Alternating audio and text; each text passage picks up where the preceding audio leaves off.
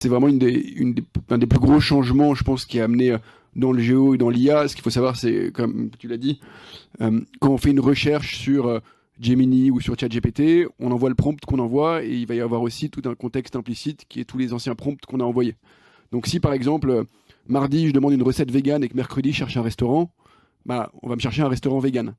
Et c'est hyper important puisque ça montre que les recherches vont être de plus en plus longues, de plus en plus contextualisées, avec de plus en plus d'infos. Et ce qui illustre l'importance pour les enseignes, pour les marques de manière générale, d'afficher un maximum de contenu relatif à ces établissements, à sa marque. Typiquement, alors nous on travaille beaucoup sur les fiches Google des réseaux de points de vente, c'est vraiment notre expertise. Et il y a tout un tas de données qu'on peut ajouter sur des fiches Google, on peut ajouter des services, des attributs, l'accessibilité, les moyens de paiement, etc. Et ce qu'on voit aujourd'hui, c'est que plus une fiche est complète, plus elle va remonter dans les résultats de recherche, puisque tout le contexte qui est envoyé un peu discrètement par les LLM,